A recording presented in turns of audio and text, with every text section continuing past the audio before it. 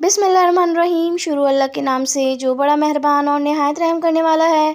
अस्सलामु अलैकुम, welcome back to my channel. तो कैसे हैं आप सब? उम्मीद करती हूँ आप सब बिल्कुल ठीक होंगे और अपने घरों में खुश होंगे। अल्हम्दुलिल्लाह मैं भी ठीक ठाक हूँ। तो आज मैं आप लोगों के लिए ये मज़ेदार सा देगी ज़र्दे की रेसिपी लेकर आई हूँ। बहुत ही मज़े का तैयार होता है घर में आसानी के साथ। तो यहाँ पर मैंने एक अदद पतीली ले ली, उसमें मैंने पानी डाला।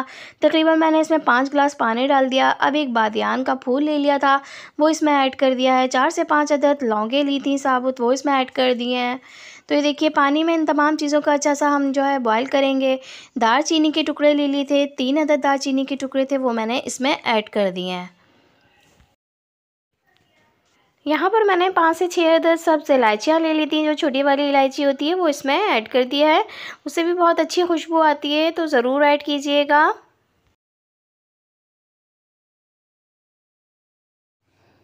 तो अब पानी को इन तमाम चीज़ों के साथ पकने के लिए रख दूँगी, ढक दूँगी। कवर करने के बाद इसको हल्का सा बॉयल आने का वेट करेंगे, ताकि तमाम मसालों की खुशबू पानी में आ जाए।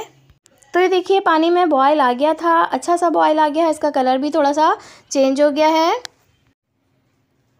यहाँ पर मैंने तकरीबन 1.5 टेबल स्पून जर्दे का रंग था, वो इसमें ऐड कर दिया है। तो थोड़ा सा डार्क कलर अच्छा लगता है चावलों का। तो यहाँ पर मैंने 3 कप चावलों को 4 घंटे के लिए भिगो के रखा हुआ था। तो ये सेला राइस है, इनको मैंने भिगो दिया था और इनको इतना ही भिगोना होता है, तभी ये इतने मज़े के और अच्छे से बन जाते हैं। तो यहाँ पर मैं ऐड कर रही हूँ।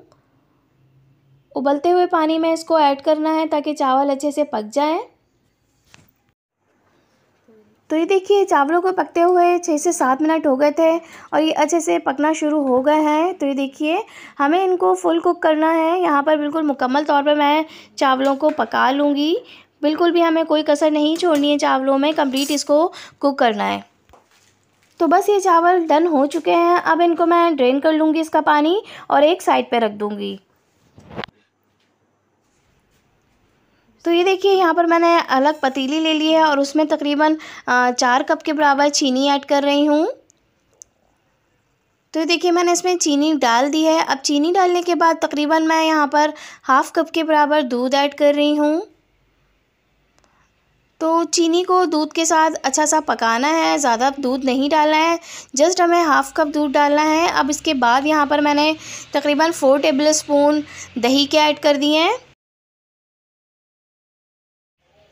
बस दही डालने के बाद इसको मिक्स करेंगे और चीनी डिज़ोल्व होने का वेट करेंगे कि चीनी इसमें अच्छी सी डिज़ोल्व हो जाए। तो ये देखिए अच्छी तरह से मैं इसको मिक्स कर रही हूँ। तो ये देखिए अब चीनी भी डिज़ोल्व हो गई है इस तरह से, जो इस पे झाग आ रहा है। यहाँ पर मैंने तकरीबन हाफ़ कप से थोड़ा सा ज़्यादा इसमें घी ऐड कर दिया था। तो ये देखिए घी डालने के बाद इसको अच्छा सा ये इस तरह से बबल्स आना शुरू हो गए हैं। इट मीन्स कि चीनी भी डिज़ोल्व हो गई है और ये बहुत तेज़ गर्म हो रहा है अच्छा सा। अब यहाँ पर मैं चावल ऐड कर दूँगी। चावल जो हमने बॉयल करके अलग रखे हुए थे, वो तमाम चावल इसमें ऐड करने हैं।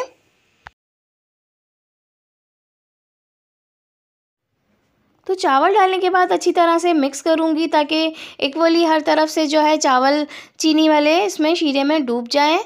तो ये देखिए अच्छा सा मैंने इसको मिक्स कर दिया है तमाम चावलों को।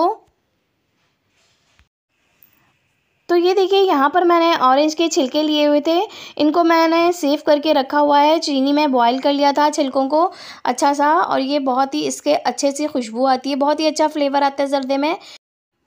तो यहाँ पर मैंने खोपरा ले लिया था, साबुत खोपरे को इस तरह से कट कर लिया और इसमें ऐड कर दिया है। तो इससे भी बहुत अच्छी सी फ्लेवर हो जाता है, खुशबू भी इसकी बहुत अच्छी होती है। तो 4 मगज़ ले लिए थे मैंने, तकरीबन हाफ़ कप से थोड़ा कम 4 मगज़ थे। इनको भी साफ़ करके धो के इसमें ऐड कर दिया है।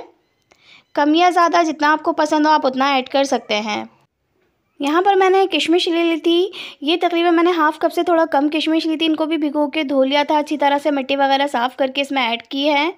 और यहाँ पर मैंने केवड़ा वाटर लिया है, तकरीबन हाफ़ टी स्पून से थोड़ा कम है। केवड़ा एसेंस भी आप इसमें ऐड कर सकते हैं, फ्यू ड्रॉप्स में ऐड कीजिएगा। बादाम को मैंने भिगो दिया था गर्म पानी में और उसका छिलका रिमूव करके इस तरह से इसमें ऐड कर दिया है। तो यहाँ पर मैंने रेड और ग्रीन कलर का मुरब्बा ले लिया था और उसको इस तरह से इसमें लास्ट में बिल्कुल ऐड कर रही हूँ तमाम चीज़ें, ताकि जो है इसका कलर ख़राब ना हो। तो ये देखिए इससे बहुत ही अच्छे सा लुक भी आता है और बहुत ही मज़े की लगती है ये ज़र्दे में। ऊपर से मैंने खोपरा पाउडर इस तरह से इस पे छिड़क दिया है, बहुत ही अच्छी खुशबू आती है। तो अब मैं इसको ढक दूँगी, ढक कर ये दम पे तकरीबन 6 से 7 मिनट के लिए रख दूँगी ताकि तमाम चीज़ें अच्छी से खुशबू इनमें आ जाए। तो ये देखिए बहुत ही अच्छा सा खुशबूदार सा ज़र्दा रेडी है। अब इसको मैं गार्निश करूँगी खोए से। खोया भी मैंने बिल्कुल चूल्हा बंद करने के बाद इसमें ऐड किया है, पहले नहीं ऐड कीजिएगा वरना ये मेल्ट हो जाएगा। तो लास्ट में ऐड कीजिएगा बिल्कुल सर्व करते टाइम। तो ये लीजिए बहुत ही मज़ेदार सा देगी ज़र्दा घर ही में आसानी के साथ तैयार है, बहुत ही पसंद आने वाला है सबको।